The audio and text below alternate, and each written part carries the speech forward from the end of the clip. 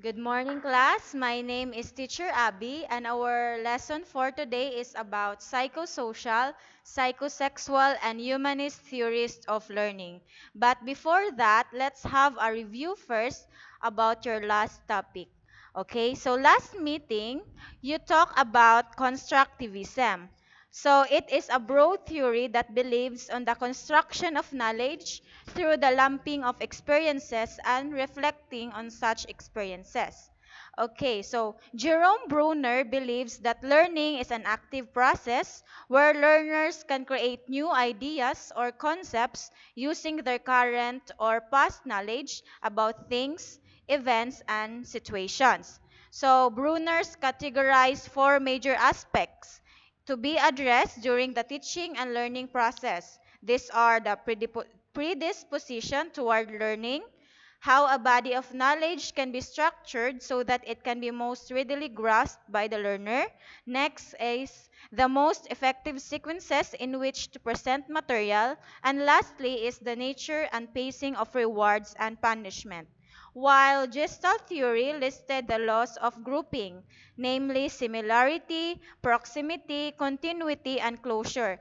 And lastly, the subsumption theory of David Ausubel has four learning processes: the derivative subsumption, correlative, superordinate, and the combinational subsumption. And now, class, let's go back to our topic. Okay, so, but before, let's read the quote by Eriksson. So, there is in every child at every stage a new miracle of vigorous unfolding, which constitutes a new hope and a new responsibility for all. So, in every stage of our life, there is a continued evolution of personality over time. We can continue to evolve throughout life as we encounter new experiences and new responsibilities for greater understanding of ourselves and others. Okay, so next is, so let's have the Erikson psychosocial theory. So let's have the objective first. In this chapter, you are expected to discuss the development of learners following the concepts of the different theories, assess classroom scenario or situations where learning theories are applied, and recommend appropriate dealings with learners applying the different theories. So for lesson 1, which is Erikson's psychosocial theory and Freud's psychosocial theory, after completing this lesson, you will be able to discuss the levels and stages of Kohlberg's moral development theory and explains the silent features of Kohlberg's moral development theory, and lastly, relate Kohlberg's moral development theory to current issues of learners. So, Eriksson was a German-American psychologist that was known for his work on psychosocial development. He served as a professor in Harvard and Yale. Okay. So Erikson's work focuses on the development of human beings, included all the human lifespan from infancy to adulthood. Interpersonal, social, and cultural influences is very important in the development of the people because each stages there are people who takes part on your development class. Okay, next. Eriksson believed that each stage has its own challenges, which he called crises. So, crises presented challenges in an individual's identity, and it is the turning points in a person's relationships and feelings about themselves. Successful development of the personality depends on meeting and overcoming this task or crisis. Eriksson coined the term epigenetic principle, which states that we develop through an unfolding of our personalities in 8 stages, and that our environment and surrounding culture influence how we progress through stages. Next.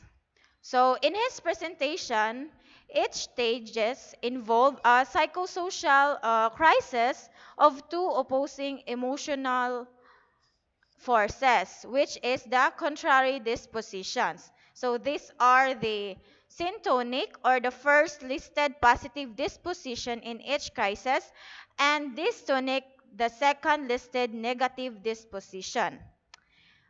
He also mentioned the malignancy if there is too little positive and too much of the negative aspect. So class, that is malignancy, while maladaptation is if there is too much of the positive and too little of the negative.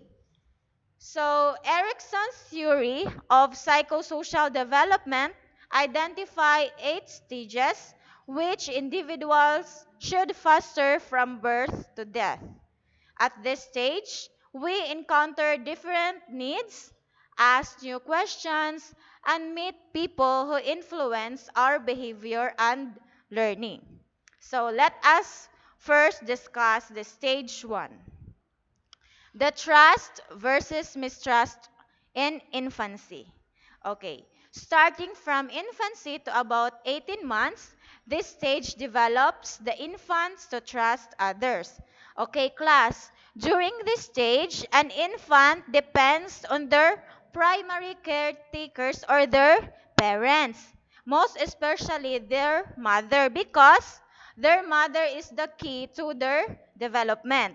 So, when the caregivers provide attention, care, and protection, and able to meet the basic needs such as food, shelter, water, then the children develops a sense of trust. So, when the child's experience fear, of course, hindi niya mafe-feel na protected siya and wala yung care.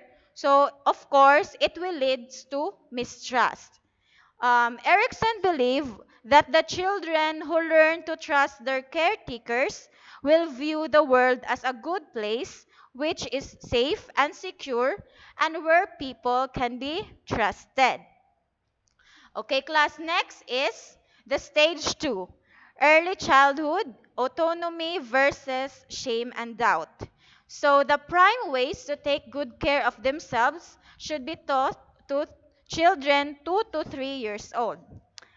In this stage, children ask themselves if they can do things on their own or yung palagi na lang silang magdedepend sa iba.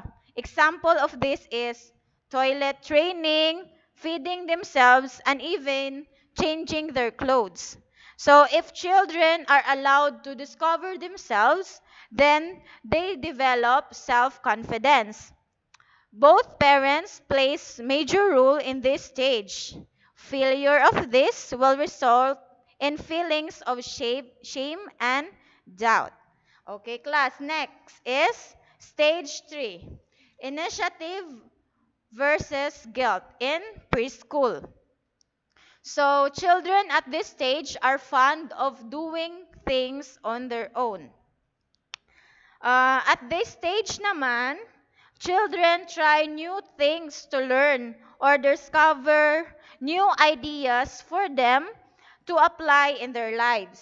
For example, uh, John Lee wants to know how to ride a bike for him to ride down the big hill in the neighborhood. So, John Lee, gusto niyang ano yun, marunong magbike para makaride down siya sa hill sa neighborhood. So, yan yung goal na gusto abutin ni John Lee. So, if we are encouraged to do so, we can follow our interest. So, John Lee, if he is encouraged by the people around him na, okay, gawin mo yun, so he will follow or he will pursue that interest. But when he tried, he falls on his bike and got hurt, which led him to feel guilty. So, but John Lee did not successfully ride down the hill. So, parang nagigilty siya kasi hindi niya naabot yung gusto niyang goal because he did not successfully ride down the big hill without falling. Okay. So in teaching, so teachers should give children an opportunity to select choices and act independently. So next is the stage 4, which is industry versus inferiority. At this stage, levels of maturity and self-awareness are increased. We now discover our own interests at this stage. We can discover the things we are good at. Ito yung stage na ang children ay begin to compare their achievements and abilities to peers. Feedbacks from other people at this stage is very important. Example, children learn whether they are more attractive or better athlete than the other children in the class. And if that children receive recognition from teachers or other peers, so they become industrious or hardworking. While those who receive negative feedbacks feels less motivated and have a negative view on their ability. That's why teachers should ensure that children feel successful in their own learning. Okay, next is the stage 5. Identity versus role confusion. It is in adolescence years. Okay, social relationships play a vital role at this stage when their sexual identity is developed. So this stage is the turning point in human development. Since it is in adolescent years, they try to understand who they are by testing out different versions of themselves in social situations. Identify formation begins to develop as the adolescent explores greater independence, testing limits, and making their own choices about a career, values, beliefs, and goals. Okay, class. So if you will be exploring greater independence or you have to make your own choices, so it can help to for you to know your identity. Failure to balance at this stage may result to role confusion. With role confusion, the individual experiences extreme doubt regarding the meaning of purpose of their existence, leading to a sense of loss and confusion. Okay, next is stage 6, young adulthood, intimacy versus isolation. So finding the right partner confronts the young adult at this stage. So as young adults, we slowly understand who we are. So, young people interact most frequently with others. So, this is the time that we can interact people in our surroundings. So, sila yung capable to feel intimate and loneliness. So, if one can make a long-time commitment, of course, we are contented and happy. And if we can't, we might end up isolated or lonely. So, as you can see, failure to do so results to fear of spending the rest of their lives alone or isolated. Next is stage 7 in the middle adulthood. So it is generativity and stagnation. Generativity yan class versus stagnation. So adults at this stage are mostly attached to their careers and professional journeys.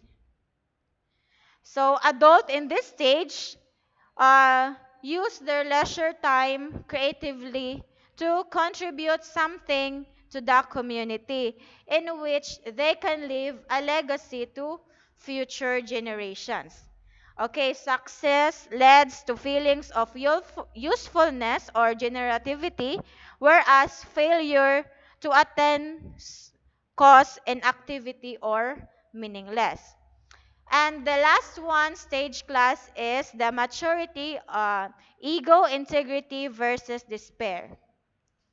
Okay, so as people grow older, they will look back over their lives.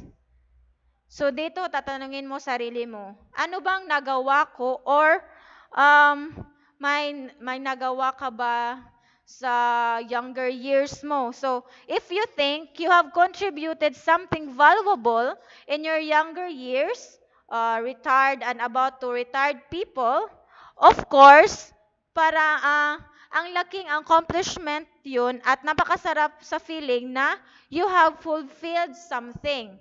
But if you thinking na wala kang nagawa at you have regrets, then it leads to despair.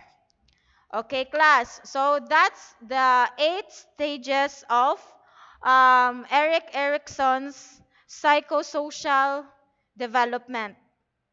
Okay, so again, the 8 stages of psychosocial development is trust versus mistrust, which is infancy.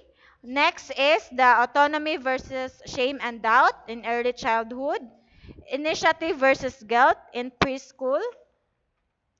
Industry versus inferiority, school age. Identity versus role confusion, adolescence. The stage 6 is intimacy versus isolation, early adulthood. Stage 7 is in middle adulthood, which is generativity versus stagnation. And lastly is maturity, ego, integrity versus despair. Okay, class. Lesson 2 will be discussed by teacher Kim Lee. That's all, and thank you for listening.